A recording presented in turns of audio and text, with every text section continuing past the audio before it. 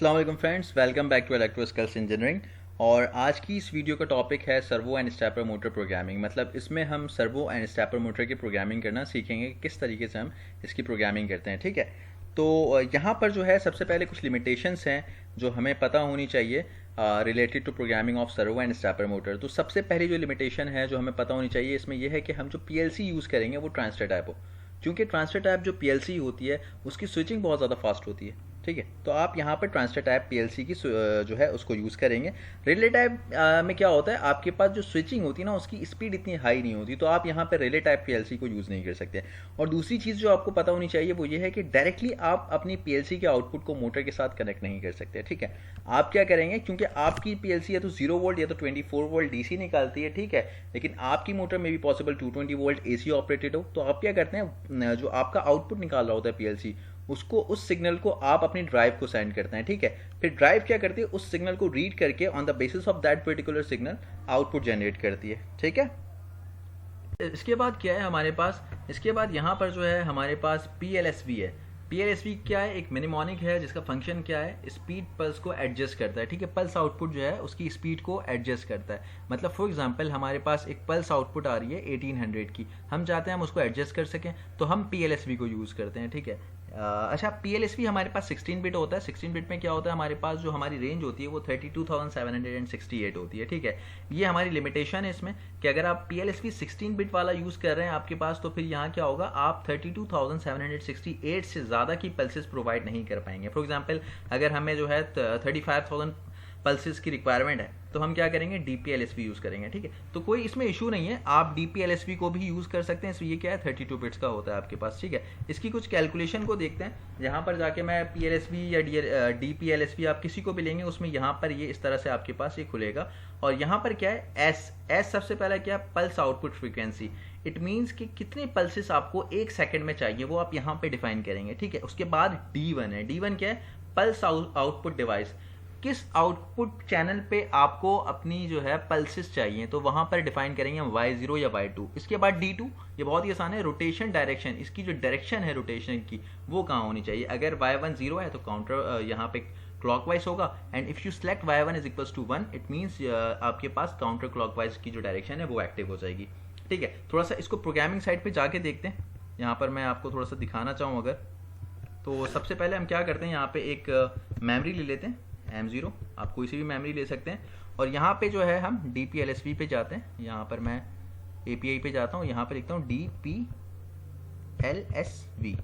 ठीक है, अब ये S1 पूछ रहा है, D1 पूछ रहा है, D2 पूछ रहा है, जो कि मैंने आपको बता दिया।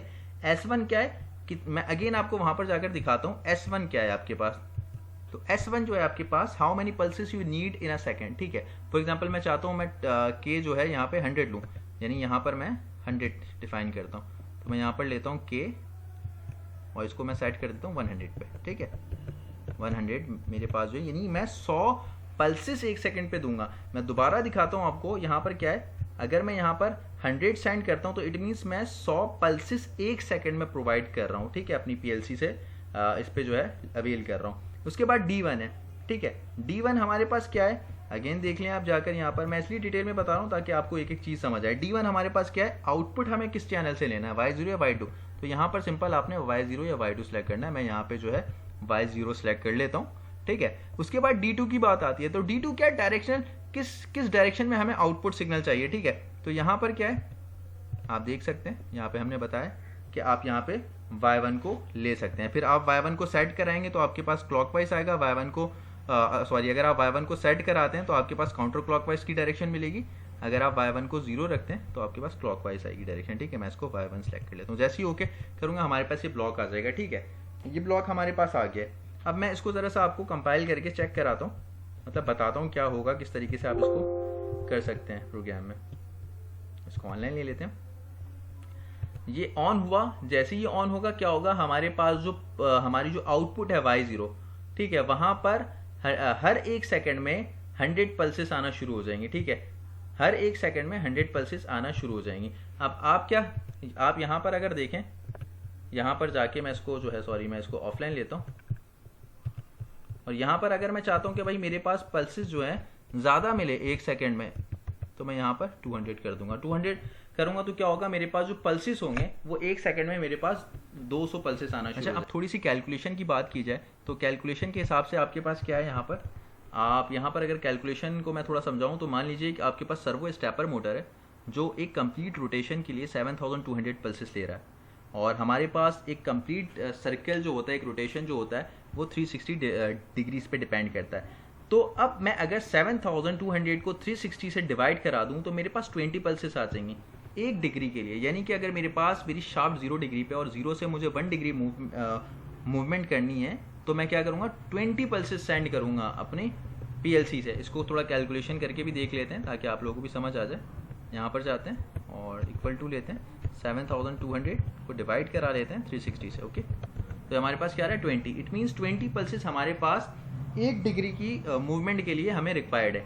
ठीक है, थोड़ा सा यहाँ पर इसके आरपीएम को भी समझते हैं। आरपीएम के लिए हमारे पास डेटा क्या मौजूद है, 7200 पल्सेस। अब 7200 पल्सेस को अगर मैं 60 से डिवाइड कराता हूँ तो मेरे पास क्या रिजल्ट आता है, 120। इसको देख भी लेता हूँ साथ ही साथ। हमारे पास क्या है, 7200 को मैं डिवाइड करा देता हूँ 60 से। ठीक है, 60 से डिवाइड करा तो क्या गया, 120। 120 क्या है, ये एक आपके पास पल्सेस पर सेकंड है। अगर मैं 120 पल्सेस को पर सेकंड प्रोवाइड कराऊं तो मैं क्या ऑब्टेन करूंगा, एक आरपीएम, यानी 1 मिनट में मैं एक कंप्लीट रोटेशन यहां पर अवेल कर पाऊंगा। ठीक है, इसके लिए मुझे एक और चीज को समझनी है, डीपीएलएसवाई। डीपीएलएसवाई क्या है, आपके पास पल्स आउटपुट है।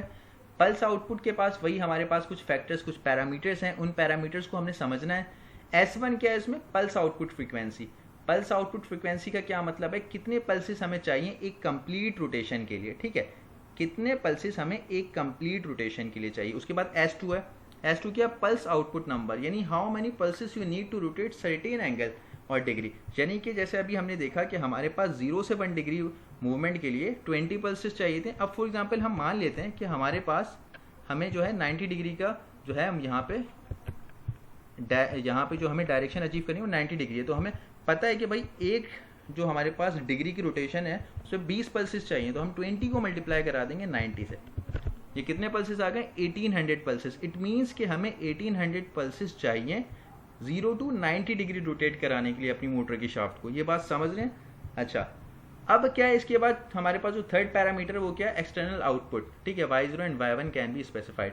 अब यहाँ पर क्या है, हम आउटपुट जो ले रहे हैं, where we will get output, हमें कहाँ आउटपुट लेना है। ठीक है, हमें y0 पे लेना है, y1 पे हमें ये यहाँ पे डिफाइन करना है। अच्छा, इसके बाद क्या है, मैं ज़रा इसको दिखा दूँ फिर मैं इसको बताता हूँ आपको।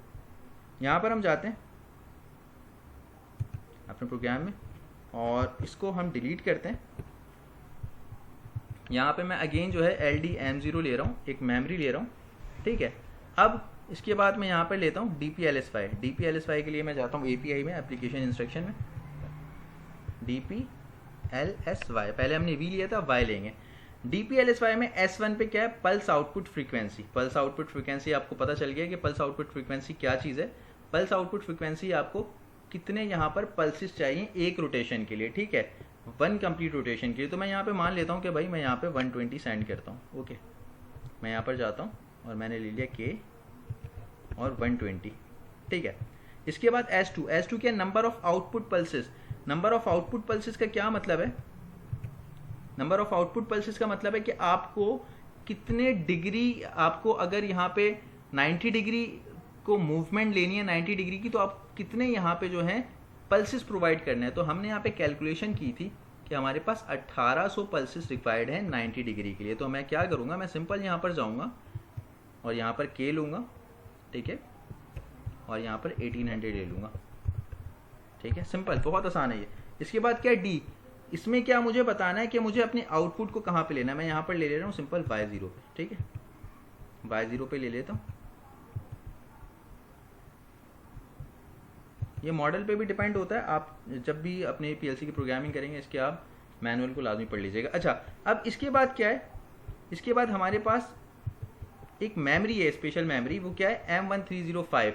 M1305 का क्या काम है, अगर मैं इसको सेट रखूँगा तो ये क्या होगा, क्लॉकवाइज चलेगा। अगर मैं इसको रीसेट कर दूंगा तो मेरी जो मेरी जो शाफ्ट है वो काउंटर क्लॉकवाइज चलेगी। सेट पे क्लॉकवाइज चलेगी, रीसेट पे काउंटर क्लॉकवाइज। अगेन मैं आपको ये कहूँगा कि आप जिस पीएलसी पे भी काम कर रहे हैं उसका मॉडल नंबर देख लीजिएगा ताकि आपको इसकी प्रोग्रामिंग करने में आसानी हो। ठीक है, तो मैं क्या करता हूँ, मैं जाता हूँ यहाँ पर लेता हूँ एक वर्टिकल लाइन और सेट करा देता हूँ किसको, M1305 को। ठीक है, M1305 हमारे पास सेट हो गया।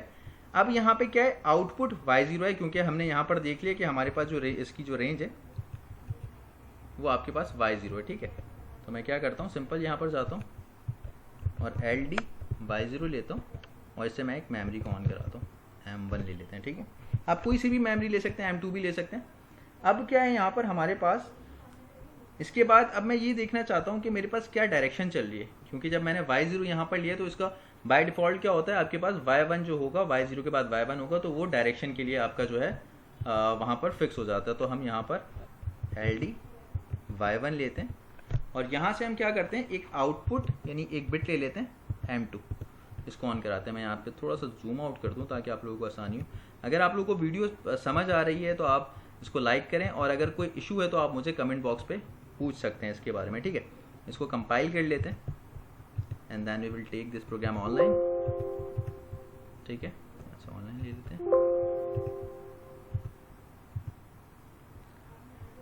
अब देखिए क्या है, यहाँ पे हमने इसको सेट किया हुआ है। सेट का मतलब क्या है कि हमारी जो मोटर है वो क्लॉकवाइज चलेगी। मैं M0 को ऑन करता हूँ, M0 को ऑन किया तो मेरे पास क्या हो रहा है, मेरी मोटर घूम रही है। कहाँ पर आ रही है, 0 से लेके 1800 तक पल्सेस उसको मिले, यानी 0 से 90 डिग्री तक आ रही है। ठीक है, 0 से जैसी, अब क्या हुआ, जैसी 90 डिग्री अचीव हो गया ये ऑफ हो गया। अब 90 डिग्री अचीव कैसे हुआ, हमने यहाँ पर क्या दिया था 120, यानी ये हमारे क्या थे, पल्सेस थे। अब हमारे पास 120 यानी 120 पल्सेस जा रही हैं। 1800 पल्सेस कितने सेकंड्स में जाएंगे आप ये भी देख लें।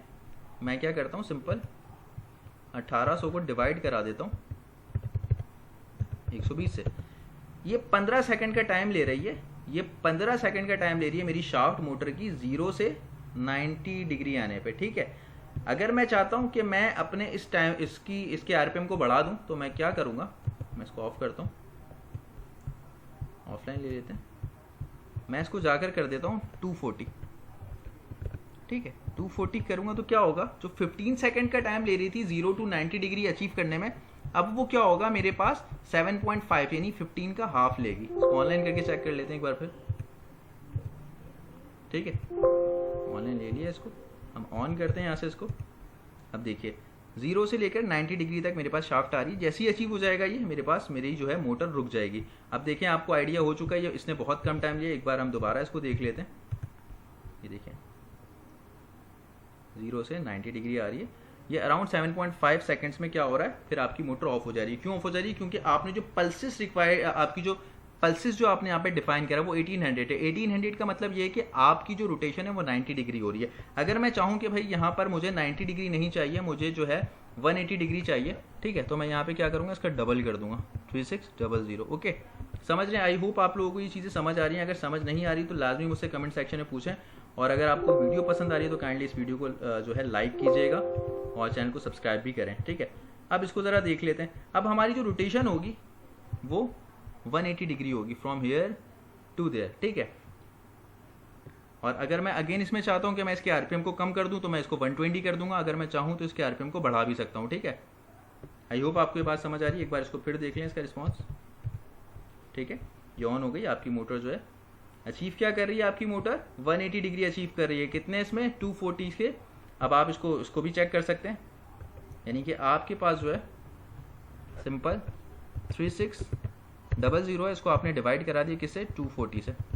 यानी आपकी जो मोटर है 15 सेकंड के टाइम में 0 से लेकर 180 डिग्री तक जो है रोटेट कर रही है। अगर मैं चाहूँ अपने आरपीएम को कम कर दूं तो ये 15, अगर मैं 120 इसको कर देता हूँ आरपीएम को, तो मेरा जो टाइम है वो 30 सेकंड्स पे पहुंच जाएगा। अगर मैं इस आरपीएम को 240 के बजाय 480 कर दूं, जिसको हम करके चेक कर लेते हैं, इसको ऑफ करते हैं, ऑफलाइन ले लेते हैं, और यहाँ पर जो है मैं इसको 480 ले लेता हूँ। ठीक है, 480 660। अब इसको हम कंपाइल करके जो है दोबारा ऑनलाइन ले लेते हैं।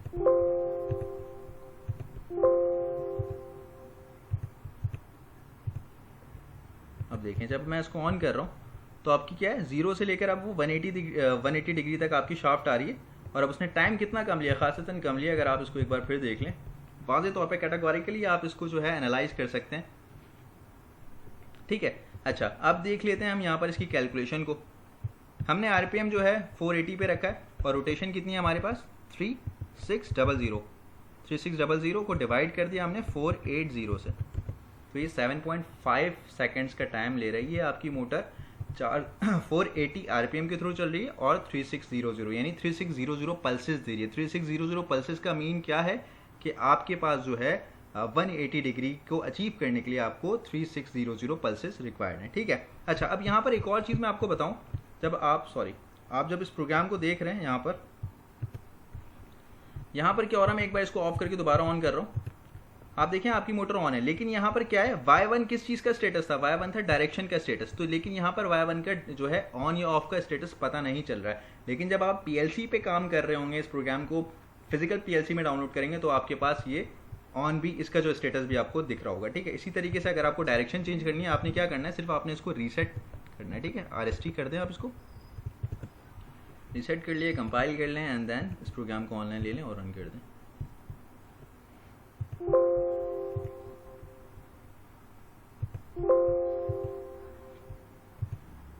ठीक है, इसको हम ऑन कर देते हैं यहाँ से।